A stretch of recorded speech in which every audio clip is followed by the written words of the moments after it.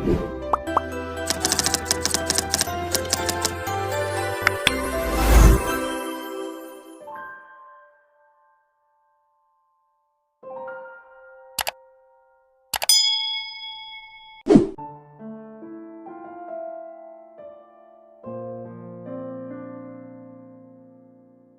awali dari sini ya. Tentang akhlak beliau ini dari Syekh A'id Al-Qarni. Di kitab Muhammad Ka'annaka Tarohu. Rasulullah itu manusia yang terpuji sejak namanya. Namanya sendiri memang artinya yang terpuji. Jadi kata beliau, Muhammad Shallallahu Alaihi Wasallam adalah nama yang sesuai dengan orangnya, julukan yang sesuai dengan simbolnya, dan sifat yang sesuai dengan keteladanannya.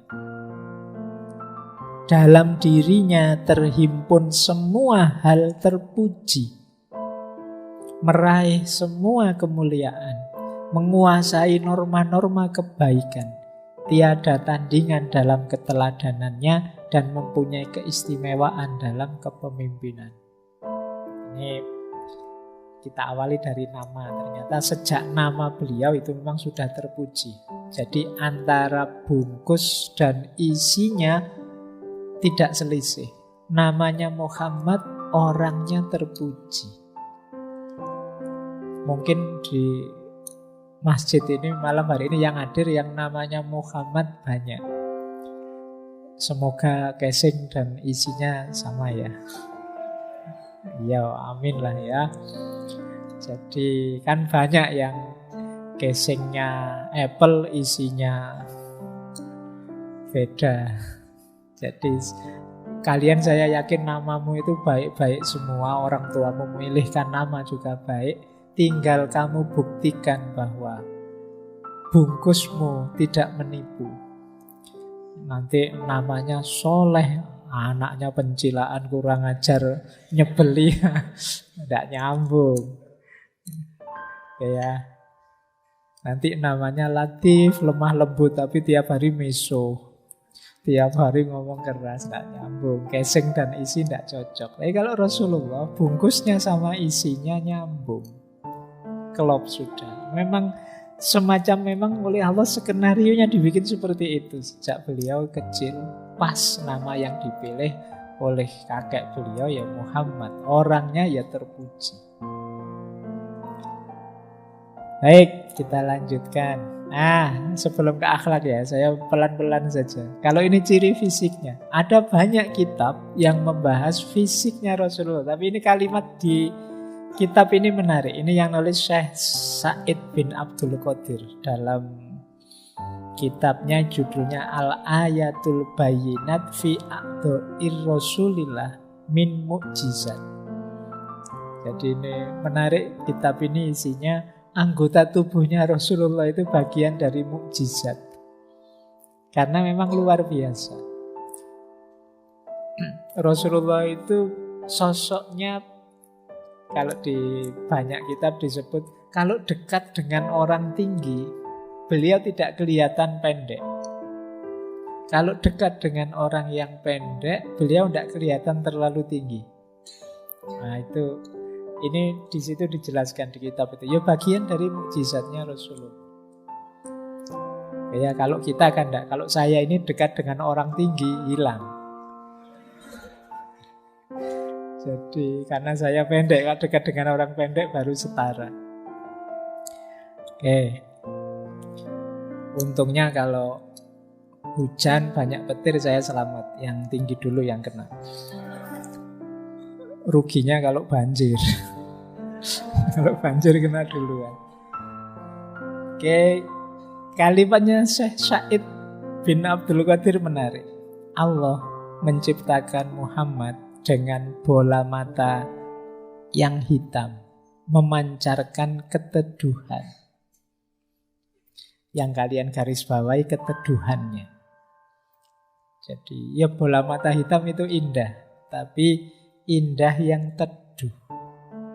Bulu mata yang lentik, alis yang panjang, tapi dari situ memancar aura lembut, bersih, dan bercahaya. Nah, itu garis bawahi 3 kata yang terakhir ini. Tidak sekedar bulu matanya lentik atau alisnya panjang, tapi lembut, bersih, dan bercahaya. Wajah beliau sangat tampan dan indah, memancarkan cahaya bak bulan purnama. Bayangkan melihat bulan purnama ya, terang tapi tidak silau. Bandingkan melihat matahari misalnya, kalian menantang matahari sulit, silau. Sama-sama terangnya, tapi kalau bulan purnama tidak. Rasanya indah.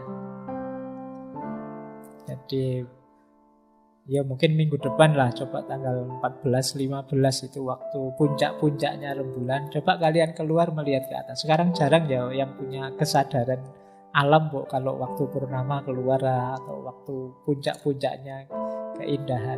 Kalau di kitabnya Imam Ghazali itu yang tentang keajaiban ciptaannya Allah itu, setiap yang ada di sekelilingmu alam ini ada manfaatnya. Nah, manfaatnya benda-benda langit itu yang saya ingat, kalau kalian menatap benda-benda langit ke atas, batinmu jadi tenang. Kalau kalian sedang sedih, suntuk, galau, coba sekali-sekali lihat ke atas, luasnya langit, indahnya bulan.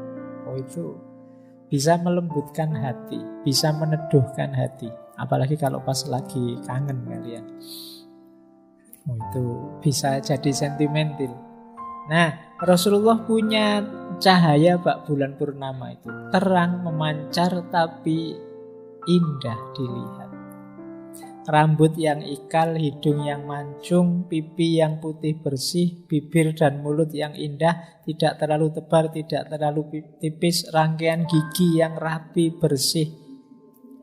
Itu semua kuncinya di belakang. Senantiasa menuturkan kata-kata yang baik dan menenteramkan siapa saja yang mendengarkannya. Seindah apapun karakter fisikmu, kalau yang belakang itu tidak ada, nilainya jatuh banyak. Misalnya kalian cakepnya luar biasa, tapi begitu kalian ngomong, orang langsung geleng-geleng kepala kan sering. Cakep banget. Begitu ngomong lu kok misuh-misuh terus. Wah kok anu terus kan. Kalian kan langsung ilfil itu kan. Jatuh persepsi. Nah, khasnya Rasulullah itu wajahnya indah, tapi kata-katanya kalau ngomong menenteramkan siapa saja. Leher jenjang, beliau berkulit putih, badan ideal gagah. Tidak terlalu gemuk, tidak terlalu kurus. Dadanya bidang.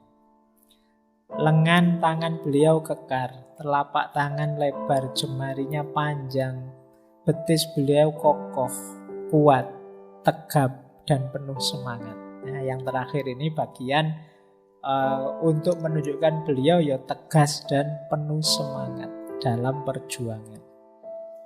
Jadi kondisi fisik beliau itu nyambung dengan misi yang harus dijalankan, dengan misi risalah beliau. Jadi kita bisa membaca akhlak, karakter, dan misi risalah itu bahkan dari postur tubuh beliau. Itu yang disebut tadi, kalau Syekh Said tadi kan, bahwa anggota tubuhnya Rasulullah itu juga mukjizat. Jadi melihat kaki beliau yang kokoh, tangan beliau yang kokoh, itu tergambar bahwa perjuangan yang penuh semangat, yang mantap, yang tegas. Melihat indahnya wajah beliau, tergambar kata-kata yang lembut, dan lain sebagainya. Silahkan kalau ada yang tertarik dengan kitab itu.